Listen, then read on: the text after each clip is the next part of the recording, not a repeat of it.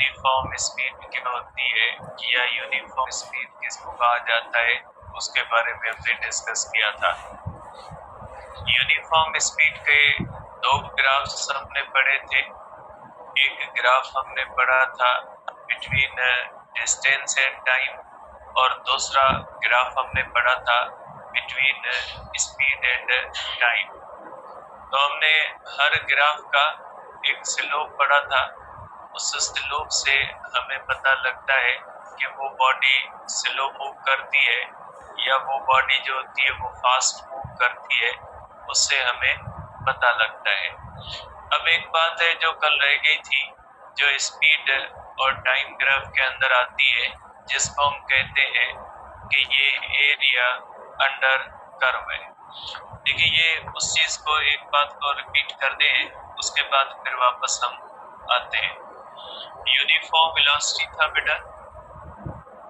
Uniform velocity की definition वगैरह हमने पढ़ी थी, और उसके अंदर हमने ये किया था कि स्पीड टाइम ग्राफ बेटा,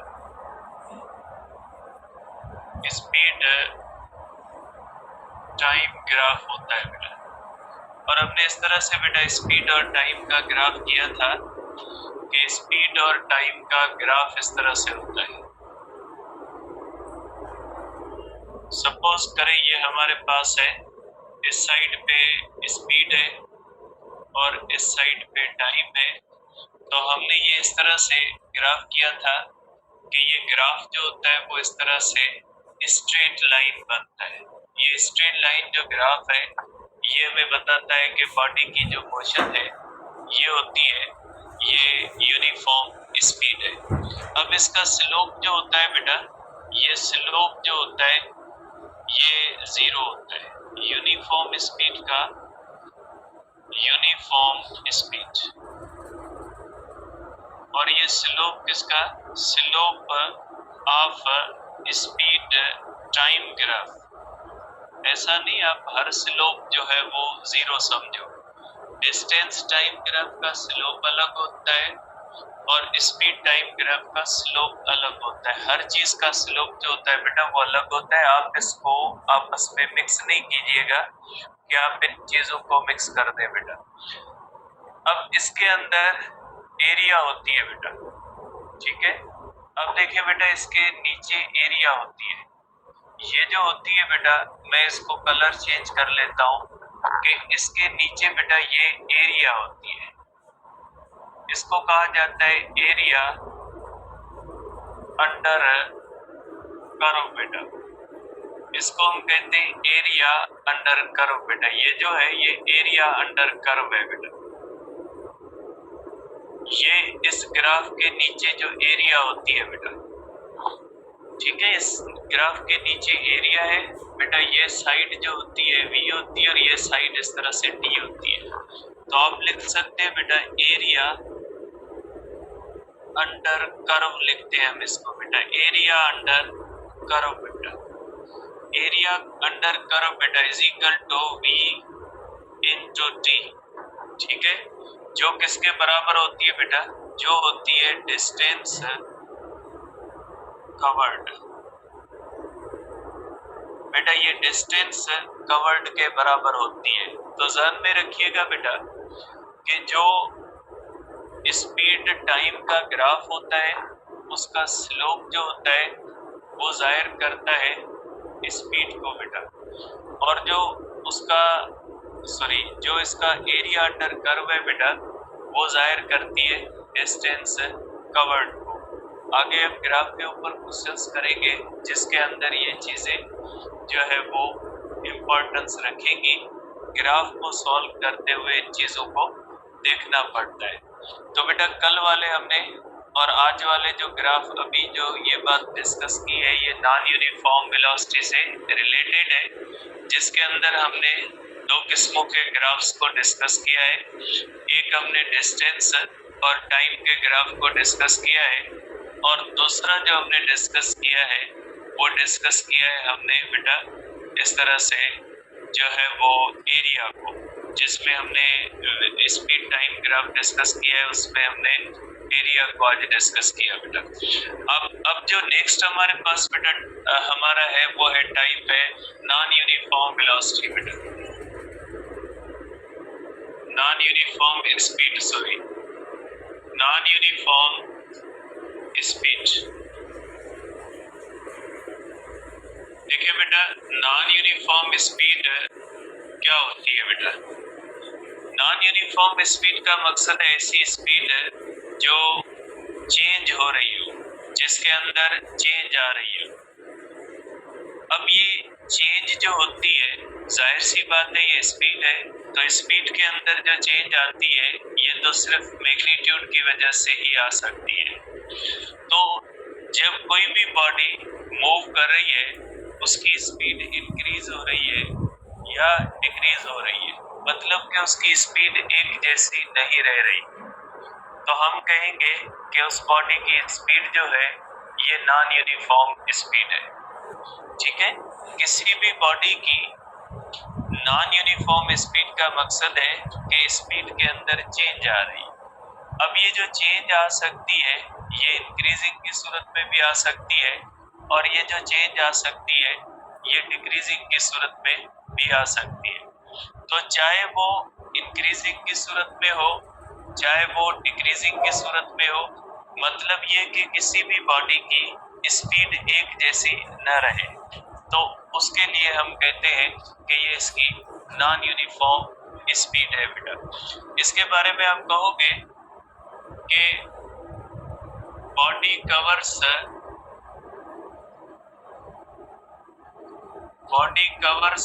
unequal displacement, unequal distance in equal intervals of time। इसके अंदर कोई भी बॉडी अनइक्वल डिस्टेंस तय करे in equal intervals of time, या इस तरह भी हो सकता है, और बॉडी कवर्स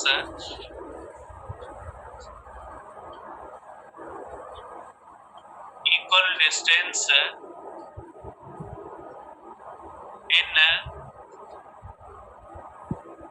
unequal time। दोनों बातें एक है बेटा, इक्वल डिस्टेंस अनइक्वल टाइम हो, ठीक है, या जो है वो अनइक्वल डिस्टेंस इक्वल टाइम हो, दोनों कंडीशंस के अंदर स्पीड के बारे में हम कहेंगे कि ये नॉन यूनिफॉर्म स्पीड है। आप इसके अंदर ये कह सकते हो कि speed is non uniform when rate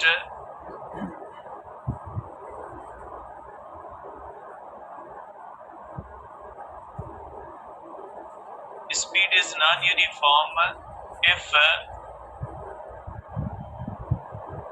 magnitude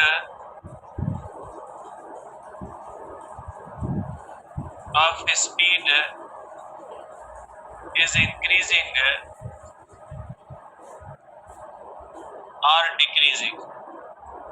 increase भी हो सकता है, डिक्रीज भी हो सकता है, चेंज पॉजिटिव भी हो सकती है, चेंज नेगेटिव भी हो सकती है।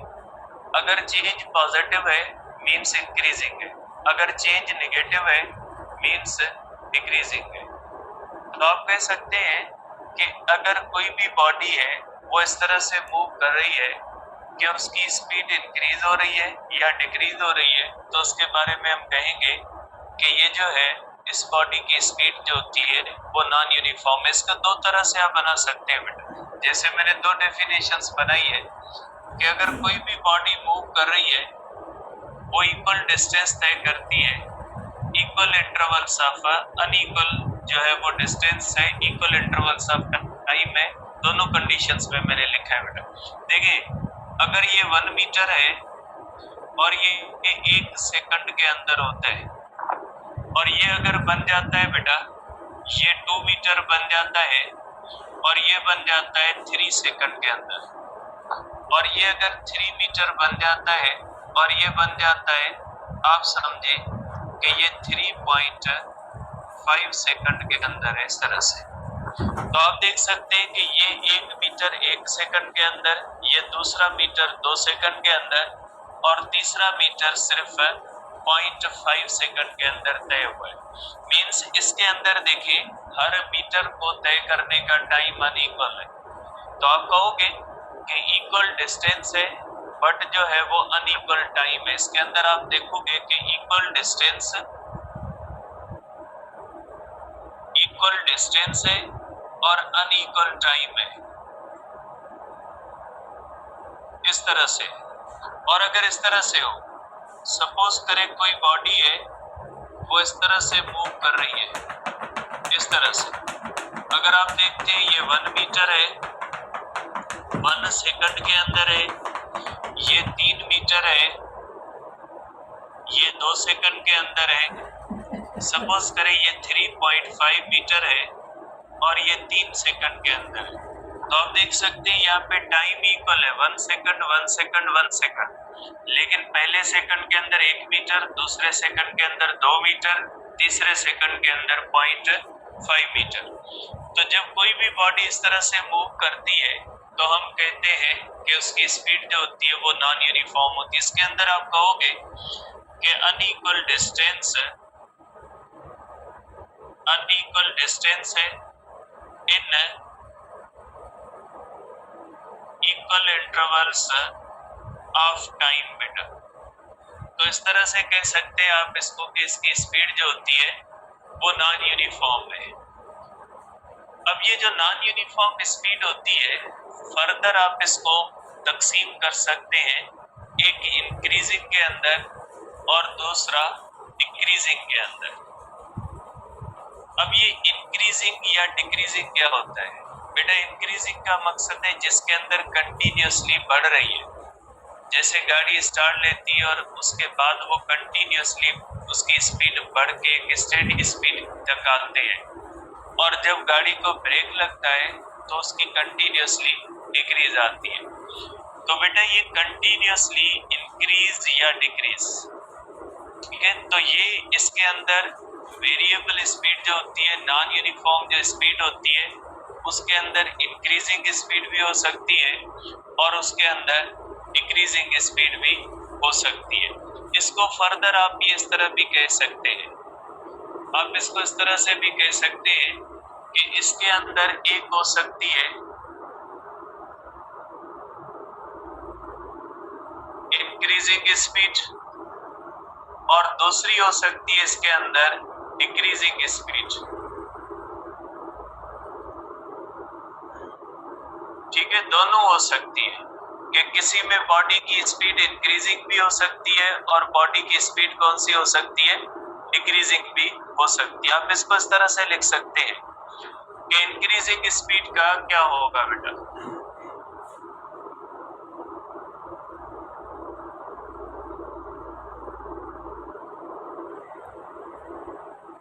अब देखिए इंक्रीजिंग स्पीड का क्या होगा बेटा? इस इंक्रीजिंग स्पीड का मकसद होता है कि मैग्नीट्यूड ऑफ स्पीड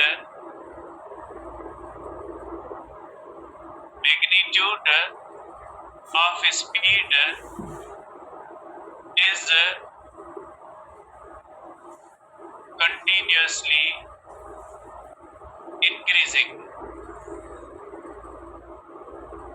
बेटा इसके अंदर कंटिन्यूसली इंक्रीज हो रहा है कि किसी भी बॉडी का मैग्नीट्यूड जो होता है वो कंटिन्यूसली इंक्रीज हो रहा है, फिर वो थोड़ा होता है या ज्यादा होता है, ठीक है। इसके अंदर कंटिन्यूसली इंक्रीज आ रही है। अब इसको भी आप फर्दर दो कैटेगरीज के अंदर तकसीम कर सकते हैं कि जो इंक्रीजिंग होती है वो यूनिफॉर्मली इंक्रीजिंग भी हो सकती है और नॉन यूनिफॉर्मली इंक्रीजिंग भी हो सकती है। अब यूनिफॉर्मली इंक्रीजिंग कैसे होगी और नॉन यूनिफॉर्म जो है वो किस कैसे होगी उसको भी हम देख लेते हैं। अब ये हो जाएगा बेटा कि अगर ये यूनिफॉर्मली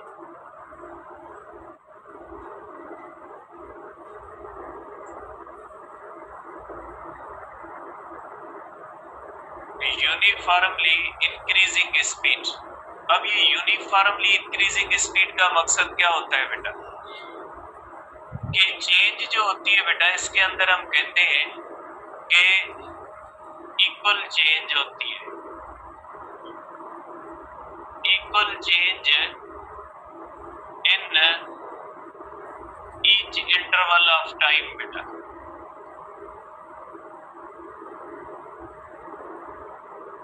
बेटा इस तरह से हो जाएगा कि इक्वल चेंज आती है कि हर इंटरवल ऑफ टाइम में इक्वल चेंज आती है। कैसे आती है देखिए बेटा, पुश करें इस तरह से बॉडी मूव कर रही है,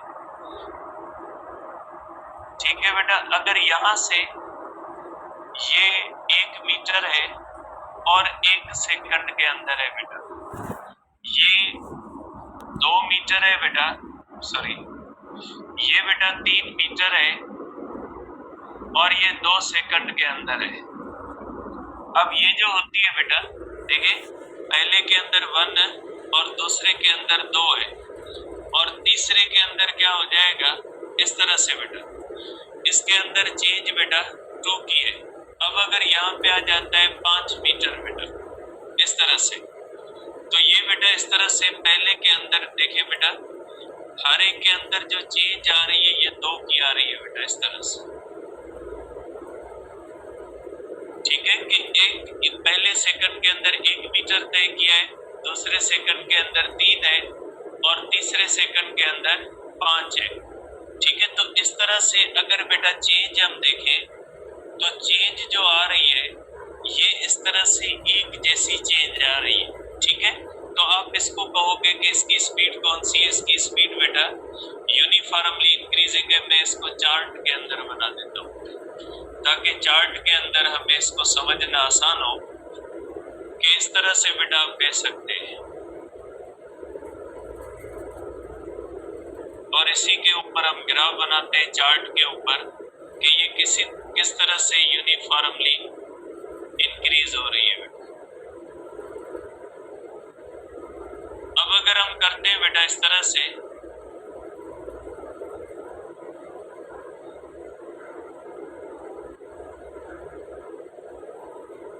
कि अगर हम करते हैं बेटा डिस्टेंस मीटर्स के अंदर और टाइम जो होता है बेटा अगर हम सेकंड्स के अंदर करते हैं, ठीक है। अब इस तरह से बेटा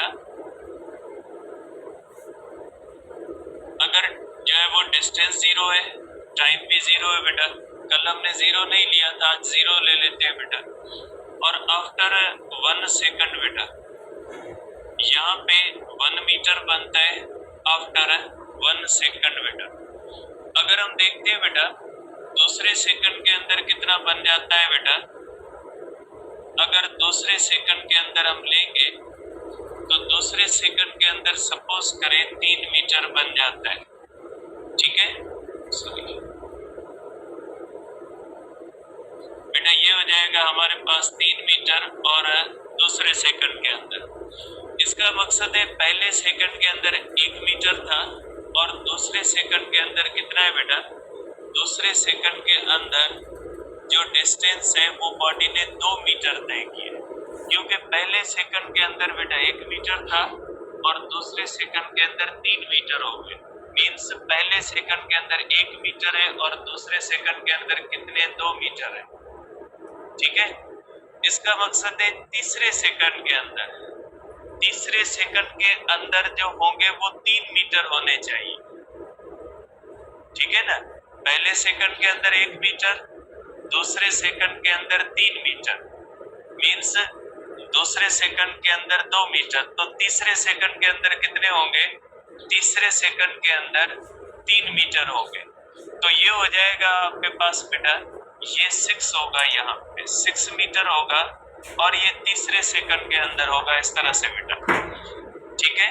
तो आप इसको कह सकते हैं कि बेटा ये यूनिफॉर्मली इंक्रीजिंग हो रही है बेटा, ठीक है। तो आप ये कहोगे कि इसके अंदर आप अगर देखते हो बेटा तो इसके अंदर वेलोसिटी जो होती है बेटा v1 is equal to 1 metre per second है, इसके अंदर v2 है बेटा 1.5 मीटर पर सेकंड और इसके अंदर v3 कितनी है बेटा, is equal to 2 metre per second. आप देख सकते हैं बेटा इस इंस्टेंट पे 1 मीटर पर सेकंड है, इस इंस्टेंट पे 1.5 मीटर पर सेकंड है, और इस इंस्टेंट पे कितनी है बेटा 2 मीटर पर सेकंड है। मींस कंटिन्यूअसली वेलोसिटी के अंदर चेंज आ रही है, सॉरी स्पीड के अंदर। बेटा वेलोसिटी कहने में आ जाता है, हम स्पीड पढ़ रहे हैं तो स्पीड ही समझिएगा। तो आप देख सकते हैं बेटा कि स्पीड के अंदर कंटिन्यूअस चेंज है बेटा। ये जो चेंज आ रही है बेटा, ये चेंज कितनी आ रही है, ये चेंज आ रही है 0.5 मीटर पर सेकंड की। तो ऐसी चेंज जिसके अंदर कंटिन्यूअसली इंक्रीज आ रही है, लेकिन वो इंक्रीज जो आ रही है वो एक जैसी आ रही है, तो हम कहते हैं कि इस बॉडी की जो स्पीड है वो यूनिफॉर्मली इंक्रीज हो रही है। इसके अंदर आपने चेंज देखना है कि जो चेंज आ रही है वो यूनिफॉर्मली आ रही है या चेंज जो आ रही है वो नॉन यूनिफॉर्मली आ रही है। और एक बात याद रखिएगा कि जब वेलोसिटी नॉन यूनिफॉर्म होती है तो उसकी इंस्टेंटेनियस स्पीड जो होती है, जब स्पीड नॉन यूनिफॉर्म होती है तो उसकी जो इंस्टेंटेनियस स्पीड होती है वो डिफरेंट होती है डिफरेंट इंस्टेंट्स पे। जैसे कल हमने जो यूनिफॉर्म स्पीड देखा था, यूनिफॉर्म स्पीड के अंदर इंस्टेंटेनियस स्पीड सेम होती है हर जगह पे, लेकिन यहाँ पे नहीं होती, क्योंकि इंस्टेंटेनियस का मकसद है पर्टिकुलर इंस्टेंट्स पे। तो जब किसी भी बॉडी की स्पीड नॉन यूनिफॉर्म होती है तो उसकी इंस्टेंटेनियस स्पीड और एवरेज स्पीड बराबर नहीं होती। इसकी एवरेज स्पीड अलग होगी और इंस्टेंटेनियस स्पीड अलग होगी। इसको मैं लिख लेता हूँ यहाँ पे, ठीक है। ये हो जाएगा velocity instantaneous is different at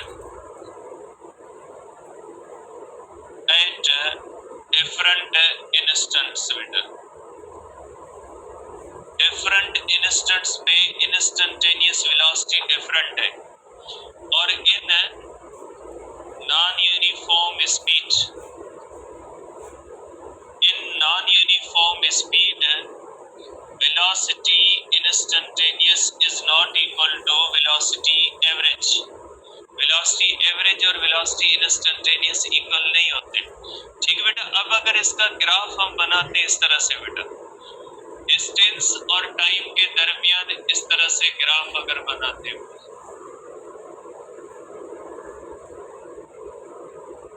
distance और टाइम के दरमियान अगर हम ग्राफ बनाए बेटा इसका, तो ये किस तरह से बनेगा।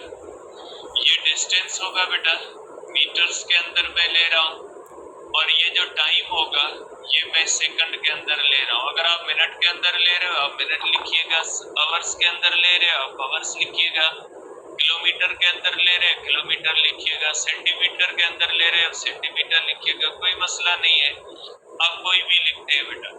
जब ग्राफ यहाँ पे स्टार्ट होता है मीन्स बॉडी जो है वो उसने बेटा रेस्ट से शुरू किया। जब कोई भी बॉडी का ग्राफ यहाँ से, कल वाले ग्राफ भी यहीं से शुरू हो रहे थे, मीन्स बॉडी स्टार्ट कर रही है रेस्ट से। देखिए बेटा अगर हम इस तरह से करते हैं कि हमारे पास बेटा इस तरह से अगर हम बनाए, ये होगा बेटा 1, ये होगा 2, ये होगा 3, ये होगा 4, ये होगा 5, ये होगा बेटा 6, इस तरह से। अब देखिए बेटा यहाँ पे 1 2 3 बेटा 1 2 और ये हो जाएगा बेटा 3, ठीक है।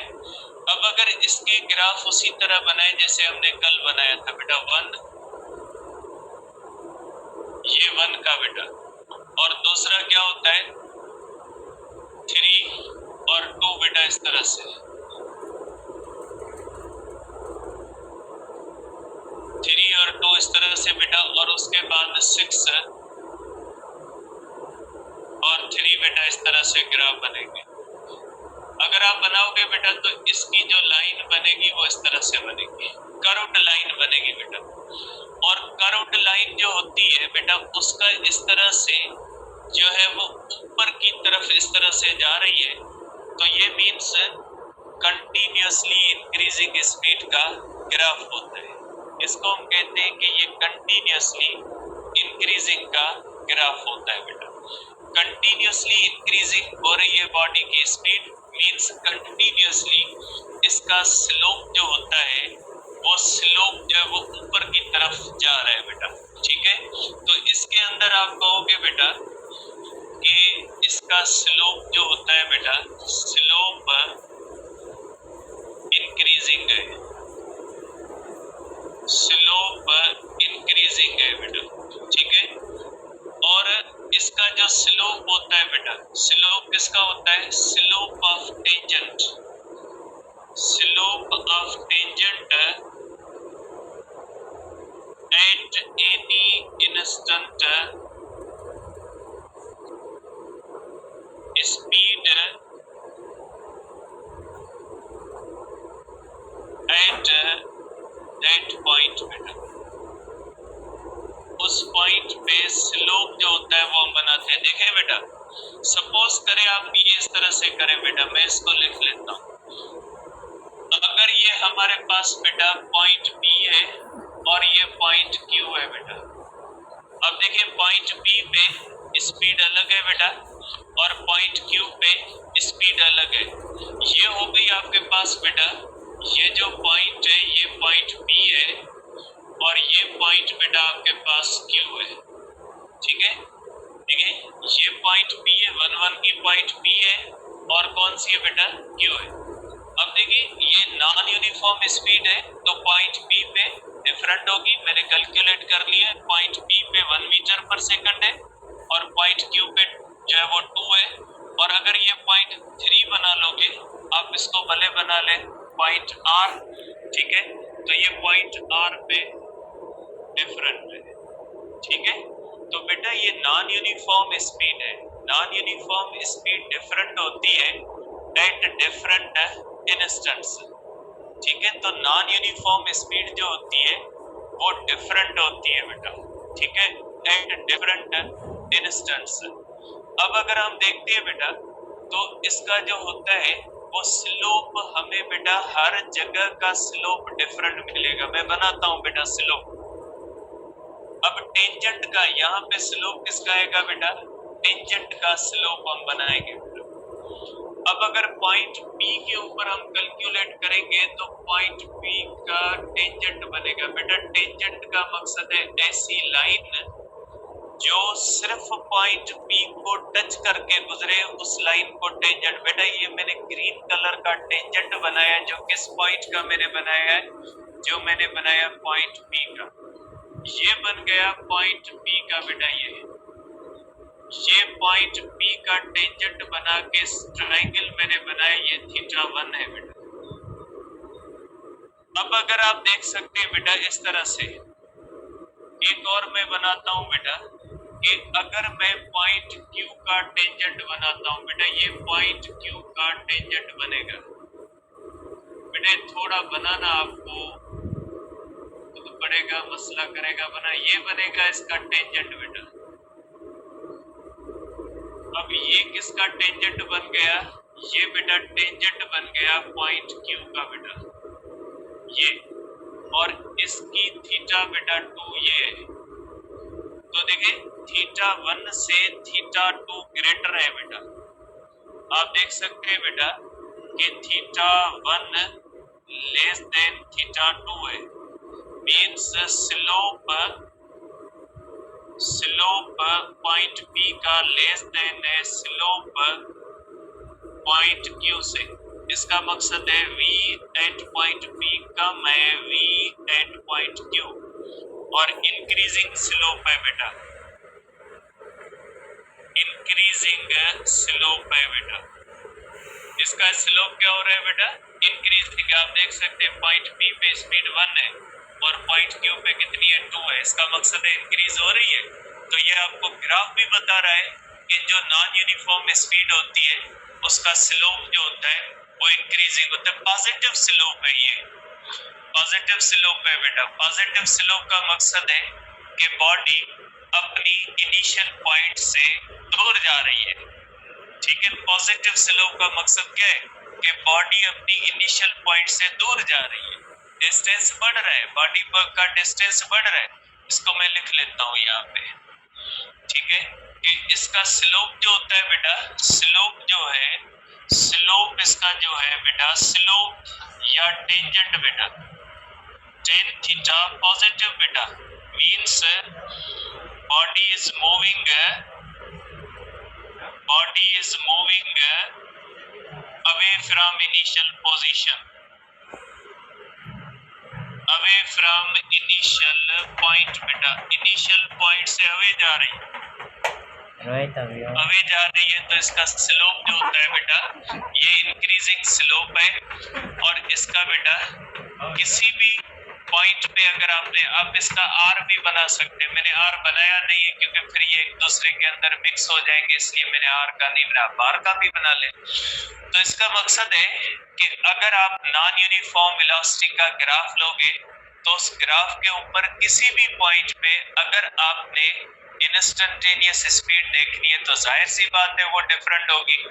जब वो डिफरेंट होगी तो फिर इस तरह से आप कहोगे कि इसके मुख्तलिफ पॉइंट्स के ऊपर जो है वो आप टेंजेंट ड्रा करोगे। टेंजेंट का मकसद होता है ऐसी लाइन जो सिर्फ उसी पॉइंट को छू के गुजरे जिस पॉइंट के ऊपर हम उसको कैलकुलेट कर रहे हैं। तो ये हो जाएगा बेटा हमारे पास यूनिफॉर्मली इंक्रीजिंग स्पीड, ठीक है बेटा। और दूसरी जो होती है बेटा, इसके अंदर हो सकती है नॉन यूनिफॉर्म, या इसके अंदर बेटा मैं इसका दूसरा ग्राफ भी बना लेता हूं बेटा। ये जो मैंने ग्राफ बनाया है, ये ग्राफ बनाया बेटा डिस्टेंस टाइम ग्राफ है बेटा, ठीक है, ये डिस्टेंस टाइम ग्राफ है बेटा।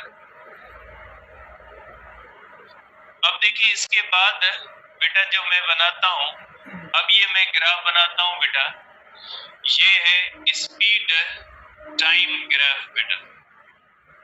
अगर इसी चीज का स्पीड टाइम ग्राफ बनाओगे तो इसी चीज का जो स्पीड टाइम ग्राफ बनेगा बेटा वो इस तरह से बनेगा बेटा। इसका स्पीड टाइम ग्राफ इस तरह से बनेगा बेटा।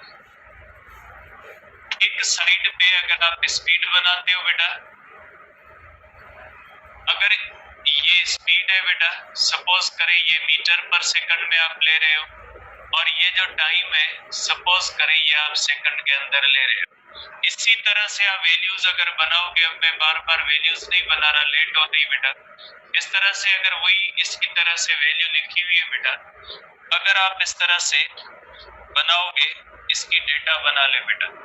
अगर आप इस तरह से बनाते हो स्पीड, सपोज करें मीटर पर सेकंड के अंदर, ठीक है, स्पीड हमारे पास सपोज करें 10 मीटर पर सेकंड है, और ये अगर टाइम सेकंड के अंदर है बेटा इस तरह से, तो आप बना सकते हैं बेटा, सपोज करें 1 सेकंड है। इसके बाद बेटा अगर इस तरह से 20 मीटर पर सेकंड होती है 2 सेकंड के अंदर, और उसके बाद अगर ये 30 हो जाती है और ये 3 सेकंड के अंदर, तो आप कह सकते हैं बेटा कि ये यूनिफॉर्मली इंक्रीजिंग है। पहले 10 है, फिर 20 है, हर एक के अंदर चेंज आप देख सकते हैं बेटा कि चेंज जो है ये 10 मीटर पर सेकंड है। इस तरह से आप कह सकते हैं। तो इस तरह से ये होगा कि ये चेंज आ रही है। अगर आप इसका ग्राफ बनाओगे बेटा तो ये ग्राफ इस तरह से आ जाएगा, ये ग्राफ इसका स्ट्रेट लाइन बनेगा, ठीक है। ये इसका ग्राफ अगर आप बनाओगे तो यूनिफॉर्म स्पीड का स्पीड टाइम ग्राफ इस तरह से स्ट्रेट लाइन बनेगा, ठीक है।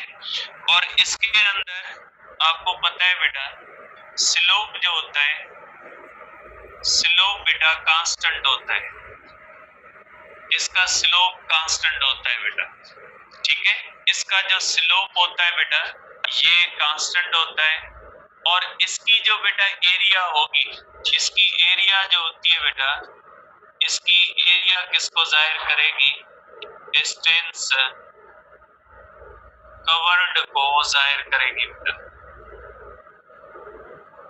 ये जो होगी डिस्टेंस कवर्ड को जाहिर करेगी बेटा इस तरह से, ठीक है। तो ये हो गया बेटा आपके पास इंक्रीजिंग स्पीड का ग्राफ, जिसके अंदर एक डिस्टेंस टाइम ग्राफ है और दूसरा हमने क्या किया है बेटा, दूसरा हमने किया है स्पीड टाइम ग्राफ बेटा।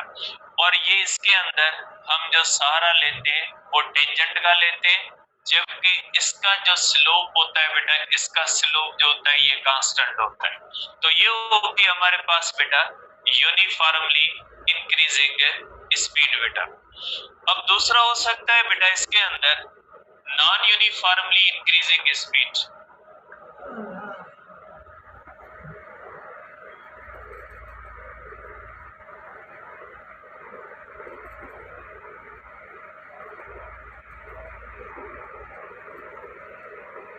बेटा नॉन यूनिफॉर्मली इंक्रीजिंग स्पीड का मकसद है मैग्नीट्यूड ऑफ स्पीड,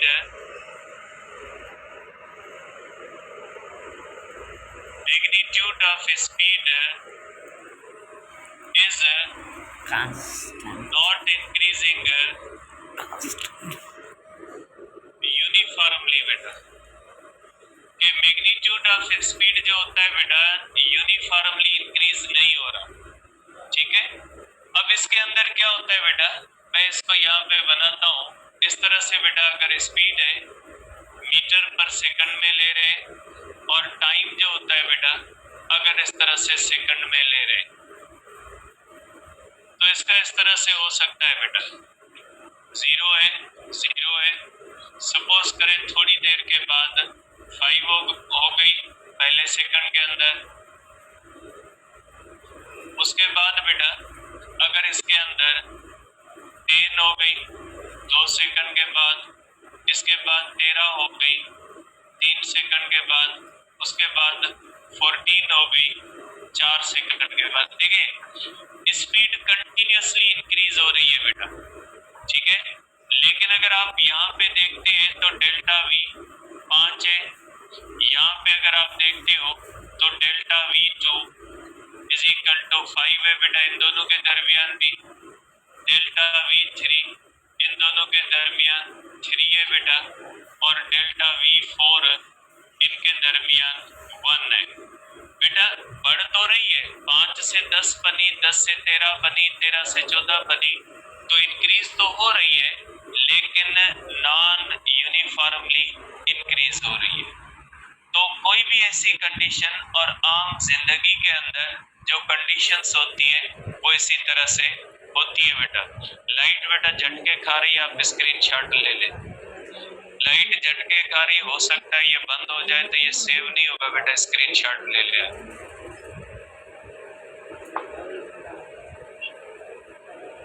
इसका स्क्रीनशॉट ले ले बेटा। लाइट हो सकता है कि भाई झटका दे और उसके अंदर ये सेव नहीं होगा, ठीक है। या बेटा इसका स्क्रीनशॉट ले ले, ठीक है। ये हो गया कि चेंज। अब इसका ग्राफ कैसे आता है बेटा, इसका ग्राफ ऐसे बनेगा बेटा। इसका जो ग्राफ बनेगा स्पीड और टाइम के दरमियान इस तरह से बनेगा बेटा। स्पीड और टाइम के दरमियान इस तरह से ऐसे बनेगा,